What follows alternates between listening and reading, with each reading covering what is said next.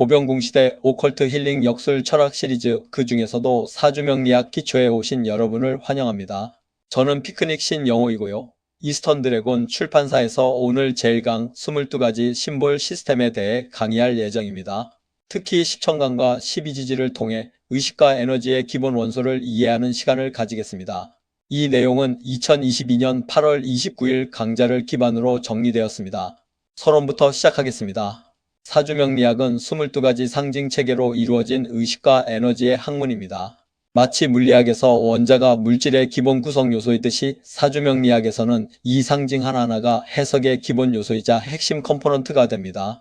십천간 10글자와 12지지 12글자, 이 22개의 상징을 체계적으로 이해하면 어떤 사주를 만나더라도 통변에 어려움이 없어집니다. 각 글자는 고유한 기운과 역할을 지닌 의식이자 에너지라고 할 수 있습니다.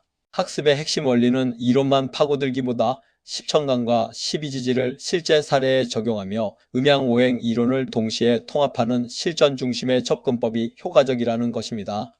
이는 일석이조의 학습법이죠. 자, 그럼 제1장 사주팔자의 기본 구조에 대해 알아보겠습니다. 사주팔자는 말 그대로 8글자로 이루어진 구성이며 이 8글자는 8궁도 즉 8개의 하우스라는 공간에 각각 배치됩니다. 위에 4자리는 천간이라 하여 정신의 영역을 나타내고 아래 4자리는 지지라 하여 물질과 현실의 영역을 나타냅니다. 보시는 표와 같이 시주부터 연주까지 천간은 1궁에서 4궁을, 지지는 5궁에서 8궁을 차지합니다. 천간의 4글자는 십천간 중에서, 지지의 4글자는 12지지 중에서 하나씩 추출되어 배치됩니다. 이어서 60갑자에 대해 설명드리겠습니다. 천간은 시간의 상징이고 지지는 공간의 상징입니다. 이 시간과 공간이 수직으로 결합하여 하나의 기둥을 이루는데 이를 60갑자라고 합니다. 예를 들어 갑자, 갑술, 갑인 등이 그 예시입니다. 사주팔자는 이러한 60갑자 중 4기둥이 법칙에 따라 맞물려 구성됩니다. 연주와 일주가 중심축이 되며 월주는 연주에 의해, 시주는 일주에 의해 결정됩니다. 사주 구성의 핵심은 이 4기둥이 톱니바퀴처럼 유기적으로 맞물려 돌아간다는 점입니다. 이제 제2장 음양오행의 기본 이해로 넘어가겠습니다. 우주의 기본 에너지는 목, 화, 토, 금, 수의 5가지 행으로 분류됩니다. 이 오행은 동서남북과 중앙에 배정되어 우주의 기본 구조도를 형성합니다. 보시는 표에서처럼 동쪽은 목에 배정되어 봄, 싹과 성장을 상징하고 남쪽은 화에 배정되어 여름 꽃과 번성을 나타냅니다. 중앙은 토로 환절기, 중도와 균형을 의미하고 서쪽은 금으로 가을, 열매와 결실을, 북쪽은 수로 겨울 저장과 잠복을 상징합니다. 시간의 흐름은 동에서 남서를 거쳐 북으로 시계 방향을 따릅니다. 봄에 싹이 트고 여름에 꽃이 피며 가을에 열매를 맺고 겨울에 저장되는 이 추나추동의 순환이 곧 오행의 순환입니다. 오행의 이해를 더하자면 화와 토는 비슷한 성향을 지녀 화토동심이라 합니다. 화가 있는 곳에 토가 함께 존재하고요. 마찬가지로 금과 수도 금수동심이라 부르며 금이 있는 곳에는 수가 동반됩니다. 이제 제3장 십천간 즉 정신의 10가지 원소에 대해 자세히 살펴보겠습니다. 십천간은 양간과 음간 두 계열로 나뉩니다. 양간은 남성적이고 대승적인 성향을 지니며 대의명분을 위해 크게 일을 추진하는 것을 좋아합니다. 반면 음간은 여성적이고 실속적인 성향으로 이해득실을 따져 알차게 실속을 챙기는 경향이 있습니다. 어느 한쪽이 좋고 나쁘다는 관점보다는 상황에 따라 양간의 덕목이나 음간의 지혜가 필요한 유연한 관점이 중요합니다. 보시는 표는 오행별로 양간과 음간을 구분한 것입니다. 그럼 십천간 각각을 상세히 해설해 드릴 텐데요. 첫 번째, 갑목은 큰 나무 선봉장을 상징합니다. 쭉쭉 뻗어 올라가는 거목처럼 갑목은 큰 나무 전봇대, 기둥과 같은 물상으로 표현되며 인체로는 얼굴과 머리를 대표합니다. 추진력, 끈기, 인내, 지구력이 핵심 키워드이며 우두머리나 선봉장의 기질을 지닌 천상천하 유아독존의 기계가 있습니다. 방패가 되어 앞장서는 역할을 하죠.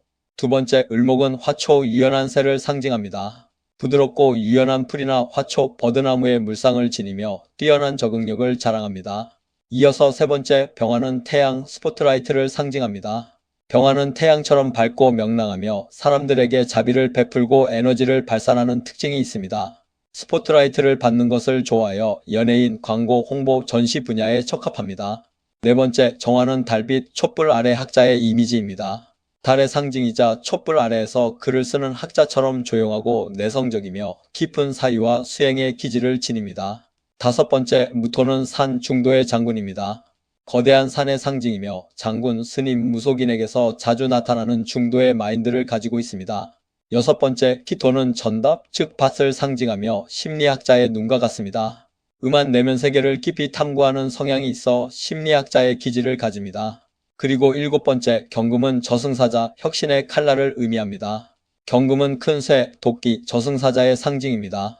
뛰어난 결단력과 판단력으로 상황을 단칼에 종결시키는 터미네이터와 같은 기질을 지닙니다. 대승적인 관점에서 혁신을 이끄는 칼이며 사람들을 구제하기 위해 과감히 기존 질서를 갈아엎는 힘이 있습니다.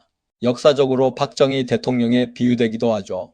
8번째, 신금은 냉정한 승부사, 일도양단입니다. 날카로운 금속 조각이나 보석칼의 상징처럼 냉정하고 단도직입적이며 한마디로 상황을 정리하는 승부사의 기질이 있습니다. 경금이 대승적 혁신이라면 신금은 자신의 입장에서 냉정하게 끊어내는 힘 칼날 같은 정확성을 특징으로 합니다. 9번째, 임수는 바다, 심오한 지혜를 의미합니다. 깊고 넓으며 비밀을 품고 있는 바다처럼 침묵 속에서 뒤를 조종하는 지혜와 모략의 힘을 가집니다. 임수는 양간이므로 스케일이 크고 거시적이며 대승을 위해 큰 그림을 그리는 순수하고 담백한 사람으로 상수도의 맑은 물에 비유됩니다. 마지막 10번째, 개수는 빗물, 예리한 지략을 상징합니다. 빗물, 즉 하수도의 물처럼 겉으로 보이는 면은 피상적일 수 있으나 그만큼 빠르고 영리합니다. 음간이므로 자기 실속을 위한 지략에 능하며 잔재주와 꾀가 많고 빠릿빠릿하며 총명한 기재를 발휘합니다. 임수가 심오한 바다의 지혜라면 개수는 빠르게 씻어내고 정화하는 비의 지혜라고 할 수 있습니다. 이어서 10천간 종합 비교표를 통해 각 글자의 오행, 물상, 핵심 성향, 음양, 그리고 비유되는 직업군을 살펴보겠습니다. 간목은 양목으로 큰 나무, 추진력, 리더를, 을목은 음목으로 화초, 유연함, 예술가를 상징합니다. 병화는 양화로 태양, 자비, 연예인을 정하는 음화로 딸, 사유, 학자를 의미합니다. 무토는 양토로 산 중도, 장군, 스님, 역술인을, 키토는 음토로 전답, 내면, 탐구, 심리학자, 상담사를 의미합니다. 경금은 양금으로 도끼, 혁신, 혁명가, 군인을, 신금은 음금으로 보석칼, 냉정, 법률가, 피평가를 상징합니다. 임수는 양수로 바다, 심오한 지혜, 전략가, 철학자를, 개수는 음수로 빗물, 치략, 분석가, 조사관을 나타냅니다. 다음은 제사장, 청간과 지지, 즉 정신과 물질의 관계입니다. 청간은 남성적 기운으로 정신을 마스터하는 능력을 나타내고 지지는 여성적 기운으로 물질과 현실을 다스리는 능력을 나타냅니다. 과거에는 정신을 높이고 물질을 낮게 보았으나 이는 이중적인 사고였습니다. 후천시대에는 물질이 기본이 되어야 그 위에 정신이 올라갈 수 있다는 점이 분명해졌습니다. 의식주가 해결되지 않으면 정신을 추구하기 어렵다는 것이죠. 하지만 무조건 물질이나 정신 중 하나만 추구하는 이분법은 위험합니다. 상황에 따라 정신을 더 추구해야 할 때가 있고 물질을 더 추구해야 할 때가 있습니다. 이 유연한 마인드가 바로 보병궁 시대의 핵심 의식입니다. 정신과 물질의 균형은 토라는 글자처럼 마이너스 위에 플러스가 올라간 형상과 같습니다. 물질이 기본이 되고 그 위에 정신이 올라서는 것이죠. 둘 다 중요하되 상황에 따라 비중이 달라질 수 있는 유연한 관점이 필요합니다. 이제 제5장 12지지 즉 12가지 물질적 욕망에 대해 알아보겠습니다. 12지지는 12동물로 표현되는 12가지 욕망의 체계입니다. 동물이 곧 욕망의 상징이며 지지를 통해 인간 마음속의 물질적, 현실적 욕망이 무엇인지 들여다볼 수 있습니다. 사주의 지지 4글자는 태어날 때 부여받은 4가지 욕망을 나타내며 이 욕망의 조합에 따라 현실에서의 행동 양식과 물질적 소유욕이 결정됩니다. 12지지별로 동물이 상징하는 오행, 핵심 성향, 방위 및 주요 특질을 표를 통해 살펴보겠습니다.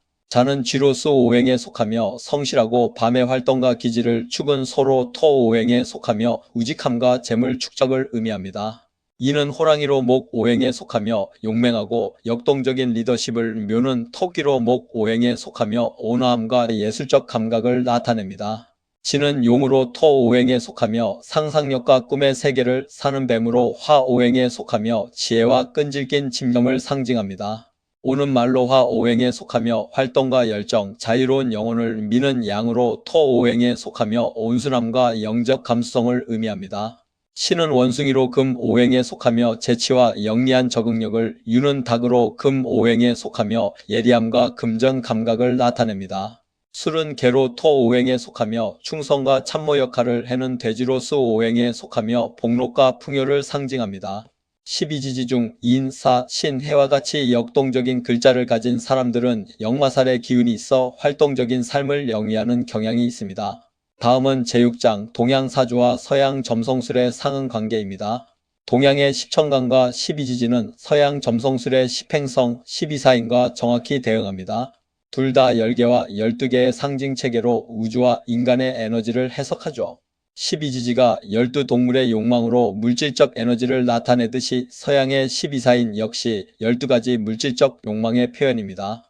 관점에 따라 표현 방식만 다를 뿐 본질은 동일합니다. 동서양 역술의 교차점을 요약하자면 십천간은 십행성처럼 시간의 축이자 정신의 원소이고 12지지는 12사인처럼 공간의 축이자 물질의 욕망을 나타냅니다. 제7장 사주에 있는 글자는 곧 나의 달란트입니다.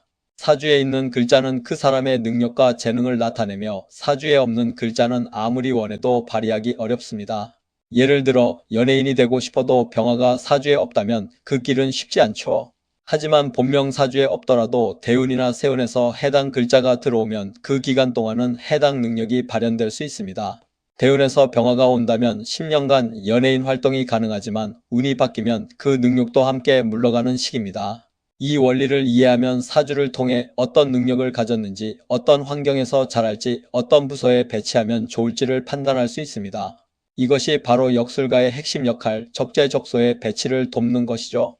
이어서 제8장 실전 사례 인신충의 현실 적용에 대해 말씀드리겠습니다.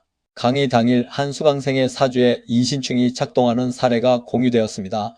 올해 운에서 인신충이 들어온 상황에서 신금달의 신시의 남편분이 심한 두통과 어지러움을 호소하고 지갑을 잃어버리는 일이 발생했습니다. 인신충이 겹치면 잇목이 다치면서 정신이 혼돈에 빠질 수 있습니다. 이때 수의 기운을 보충하면 금생수 수장목의 순환이 일어나 충돌의 에너지가 완화됩니다. 실제 처방으로는 물을 많이 마시고 샤워를 하고 수영장에 다니거나 링거를 맞는 등 수의 기운을 직접적으로 보충하는 방법이 제시되었습니다. 이것이 바로 오행의 원리를 실전에서 활용하는 방법입니다. 핵심적인 인신충 해소법은 금과 목이 충돌할 때 수가 통관 역할을 하여 금생수 수장목으로 순환시키면 충돌이 완화된다는 것입니다. 물을 마시고 샤워를 하거나 수영하는 등 수의 기운을 직접 보충해주세요. 맺은 말 22가지 상징 마스터의 길입니다. 사주명리학의 기초는 결국 십천간 10글자와 12지지 12글자 이 합쳐서 22가지 상징을 얼마나 깊이 이해하느냐에 따라 사주 실력이 결정된다는 명제로 귀결됩니다. 각 글자마다 최소 20가지 이상의 키워드를 숙지해야 하지만 비슷한 의미를 중복하여 세기보다는 서로 다른 차원의 의미를 구분하여 알아야 합니다. 예를 들어 간목이라면 추진력, 끈기, 인내는 하나의 범주이고 우두머리, 두목, 선봉장은 또 다른 범주이며 얼굴, 성형은 또 다른 범주입니다. 노트를 한 권 마련하여 십천간과 12지지를 하나씩 적어가며 키워드를 확장해 나가시길 권합니다. 하루아침에 다 외우려 하지 말고 조금씩 체화시키는 것이 중요합니다. 이렇게 20일만 반복하면 기초는 확실히 잡히고 돌팔이와 진짜 실력자를 구분해낼 수 있는 안목이 생길 것입니다. 모든 사주 공부의 출발점이자 도착점은 바로 이 22가지 상징입니다. 이 상징을 완전히 소화한 뒤에야 용신 등 중급 과정으로 나아갈 수 있으며 그때 비로소 기초에서 쌓은 힘이 폭발적으로 확장될 것입니다. 브로그로 학습 로드맵을 제시합니다. 사주명리학 기초 마스터를 위해 6단계 학습 순서를 권장합니다. 1단계는 십천간 키워드 암기, 2단계는 12지지 키워드 암기, 3단계는 양간과 음간 비교 훈련입니다. 이어서 4단계는 오행관계 이해, 5단계는 실전 사주 풀이 연습, 그리고 기초가 완성되면 6단계로 용신 입문 등 중급 과정으로 확장하는 것입니다. 참고로 사주명리학의 역사적 계보를 간략히 살펴보면 현대 사주명리학은 서자평 선생의 학설에 기반하고 있습니다. 그 이전으로는 귀곡자, 낭독자 등의 사상가가 있으며 더 깊이 들어가면 규장력과 연산력의 전통까지 닿습니다. 사주명리학의 연원을 밝히려면 이러한 고전에 대한 깊은 연구가 필요합니다. 서양 점성술 역시 바빌로니아 시대까지 그 뿌리가 이어지며 동양과 서양의 역술은 서로 다른 표현 체계를 통해 동일한 우주적 원리를 탐구해 왔다는 점을 말씀드리며 오늘 강의를 마무리하겠습니다.